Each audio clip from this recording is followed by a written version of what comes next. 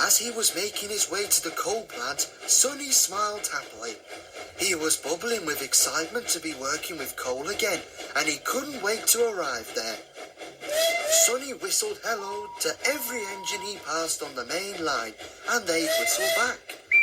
Further up the line, Sonny saw Gordon. Humph! Sonny's face fell. He didn't understand why Gordon still didn't trust him. How can I gain Gordon's trust? There must be a way to make him see that I've changed. At last, Sonny arrived at the Sodor coaling plant, where the coal plant manager was waiting for him. Sonny! There you are. Sir Topham had informed me you are coming to help. A pleasure to be here, sir. Where can I start? Well, I need you to help Logan by hauling some of the heavy coal trucks up and down the hills leading to the mines. Not a problem, sir. I worked at a coal mine before I came to Sodor. That's excellent. Off you go then. Yes, sir. Logan was just bringing some loaded coal trucks from the mines when he saw Sonny. Hello there. You must be the new engine. Yeah, I'm Sonny. What's yours? My name's Logan. Best be helping me with these coal trucks. Sonny saw a line of loaded coal trucks down the incline that were waiting to be picked up. No problem. When Sonny backed down the hill to collect the trucks, he noticed a large truck with bold white letters on each side that read Hector. Hello there. Huh? Who said that? I did. Sonny puffed closer to the truck and found the truck's face on the other side. He looked friendly and kind. Don't think I've seen you around here before. Who are you? My name is Sonny. I'm new here to Sodor. Oh, in that case, welcome to Sodor, Sonny. Name's Hector. Me and the other coal trucks here need to be brought up to the hill on a siding. We will be picked up by Henry later. Well, I can help pull you lot up that hill, no problem. Sonny rolled forward and gently coupled up to the line of trucks. Sonny's driver opened his regulator, and as Sonny started to pull, he felt Well tank engines gain more steam to help give us more strength. Throughout the day, Sonny continued to help Logan, hauling heavy coal trucks up and down the incline. It was hard work, but Sonny didn't mind. He was happy to be working somewhere where he had experienced before. Logan had seen how strong Sonny was and was most impressed. How are you able to manage such heavy loads? I was built with piston valves. They allow me to control how much steam I use. So in simple terms, I control my strength. That's amazing. We need more engines like you to help with bigger trains on the main line. And he was covered in coal dust. As he settled into the shed with Logan for the night, the coal manager came by with a clipboard in his hand. Sonny, I can't tell you how happy I am to have you here. With you and Logan working together, and with your amazing strength, we are way ahead of the coal deliveries. I'm proud of you both. You have been really useful today. Sonny smiled big. He loved hearing those words, as they were in the spark of inspiration to become a good engine instead of a thieving one. Thank you, sir. But of course, that doesn't mean we don't have another busy day tomorrow. Get a good night's rest now. Good night. As Sonny closed his eyes for sleep, he sighed contently. He hadn't felt this happy in a really long time. Even more than having to bring the milk to the technology fair. The next morning, Sonny was working hard, helping to pull more heavy coal trucks up and down the hill. Later, he had to bring a line of trucks to be loaded at the coal chute. When the last truck was filled to the brim, Sonny started to push them carefully into the siding. However, the trucks were being a little troublesome that day, and Sonny was starting to have trouble keeping them in control. Oh, come on, you lot! Who does this new engine think he is? Telling us where to go. We don't want to move. Quiet! I want no trouble from you all. We'll give you trouble, all right. trains. Just then, there was a loud noise. Sonny stopped pushing the train immediately in hopes of finding the sound. But he wasn't picked. Soon, they finally came to a stop. The first truck looked down as the truck smiled nervously at the big engine. You silly trucks! What on earth are you doing on the main line? Gordon looked up and saw Sonny at the back of the train, who was trying to catch his breath. You set this train of trucks on this line on purpose. What? No! I just saved you from this incident! But I'm so sorry, Gordon. I got distracted back at the coal plant and... Distracted? Humph. More like irresponsible and a danger to the rail. How could Sir Tom Hat allow a troublesome engine like you to work on Sodor? I knew you couldn't be trusted. You could have caused an accident and put the lives of my passengers and crew in serious danger. Sonny's fire slowly extinguished when he realized Gordon was right. He could have put the lives of many people in danger. Or even worse, someone could have been killed. The little engine reversed, pulling the trucks back down the main line. He was switched onto a siding and allowed Gordon to continue on his way. You're nothing more than a troublesome engine, Sonny. I've known a few troublesome engines myself back then. Do you know what happened to them? They were sent away, which is what should have happened to you.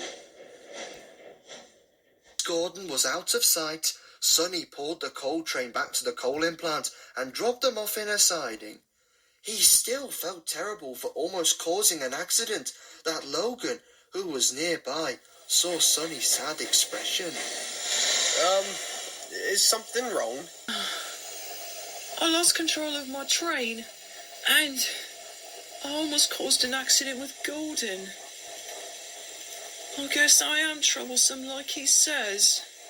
Huh? I don't see you as troublesome. You've been a great help here at the coaling plant. You're strong and a hard worker. I was also a thief. I'm tired of engines judging me for my past. Yes, I know I made some mistakes back then, but I want to prove that I'm a changed engine. I just... Sonny felt really upset that he left the coaling plant before he could shed tears in front of Logan. Logan, on the other buffer, felt sorry for Sonny, that he wished there was a way to make his companion feel better. Meanwhile, Sonny was still upset that he didn't realise where he had puffed away to. When he finally looked up from the tracks, he found himself in a town next to the sea. A lighthouse stood on land and ships were parked in the sea. That Sonny clue that he must be at a harbour. He could feel the gentle sea breeze on his funnel. He could hear the sounds of seagulls and distant ships blasting their horns as they entered the harbour. Sonny couldn't help but look around the town that he didn't see what was up ahead. Look out! Sonny looked ahead and quickly braked, just within inches of hitting a boat that stood on the track in front of Sonny. Oh, I'm sorry. I didn't see you in front of me. Phew. It's okay. No harm done. Say, you're new, aren't you? I haven't met an engine like you here yet. Yeah, that's right. But don't bother. I've had some trouble here lately and I just can't seem to get the trust of some engines. What do you mean? Well, I've managed to gain the trust of some, but Gordon, he still doesn't trust me. I've been trying my hardest and nothing seems to work. Not to mention I nearly caused an accident earlier and he shouted at me, calling me troublesome. I just... Sorry. I shouldn't take my anger out on you. The little railboat looked up at Sonny's face and could see tears welling up in his eyes. I'm sorry to hear that. Oh, how silly of me. Let me introduce myself. I'm Skip. And you're a boat on wheels? A railboat, to be precise. A railboat? Never seen one like you before. Well, that makes two of us then. What's your name? My name is Sonny. I was from the mainland. I came to Soda a while ago, but... What's wrong? Sonny sucked in a breath before he could speak again. He was afraid this little railboat would judge him on his past, like how Gordon did. Taking another deep breath, Sonny explained to Skiff about how he was once owned by two thieves called Baz and Bernie. He described the crimes the trio committed and their arrival on Sodor to steal a fancy new invention. Sonny also Sodor. But in order to stay, I had to prove myself trustworthy. However, after an incident with some tipped fish trucks, I almost got sent away. But Diesel, whom I saved from a nasty fall, stood up for me and helped the Gov change his mind. But even after the news of me saving Diesel, Gordon still doesn't trust me. I just want to prove to him that I have really changed. As Sonny looked away in shame, Skiff felt bad for the newcomer. But there was something about Sonny's story that brought back memories to the little railboat. Sonny, your story reminds me of mine. You? You were used by thieves too? Only one thief. A pirate, more likely. A pirate? Yes, pirates are thieves too. But they steal things by way of sailing. Sonny listened carefully as Skiff told his own story about Sailor John. Before I came here to Sodor, I was once in the possession of a man called Sailor John. He was pretty cruel towards me, as he would often stomp and shout at me to stay steady while I was in the water. But I'll tell you a secret, Sonny. I don't really like it when my face is in the water. I wanted to be away from Sailor John so badly, but I had no other choice, as I couldn't really sail off by myself. Anyway, Sailor John was in search of some ancient pirate treasure that was buried by Captain Callus long ago. We searched coastline after coastline for so long, but it wasn't until 3 summers ago when we met Thomas, who discovered Captain Callus's ship itself and the map to the treasure. He offered to help us find the lost treasure, but we had no luck finding it. Unfortunately, the treasure was found by another engine and handed over to Sir Topham Hatt. I thought Sailor John would leave the treasure at the Maritime Museum in Augsburg, but I was proven wrong. Sailor John's true colors came through, for he wanted the treasure for himself. Late that same night, he used me as his escape with the stolen treasure, even though I didn't want any part of his thievery. Thomas gave chase to us on the railway tracks, but Sailor John reached Augsburg Harbor, which is where we are right now. As we tried to escape out to sea, I stood up to Sailor John, only for him threatening to turn me into firewood. I eventually capsized after a wave crashed into the side of me. The treasure sank into the ocean. I floated up on my hull, and police soon came to arrest Sailor John and I. I was ready to accept my fate when I was originally going to be beached on the shore, never to be used again. But Thomas explained how I tried to stop Sailor John and save the treasure. I was therefore given a second chance to be on Sodor. Since then, I was given new colors, a new sail, and I've settled into my new life here, giving tours to visitors both on land and sea. Sonny was silent for a moment after listening to Skiff's story. Have you ever been given looks by others who don't think you deserve that second chance? I actually had. Some of the engines who helped build the Harwood branch line didn't speak to me after the robbery. Power, they do say redemption isn't easy. Trust me, I know. But Thomas and another kind engine named Ryan were still friendly to me.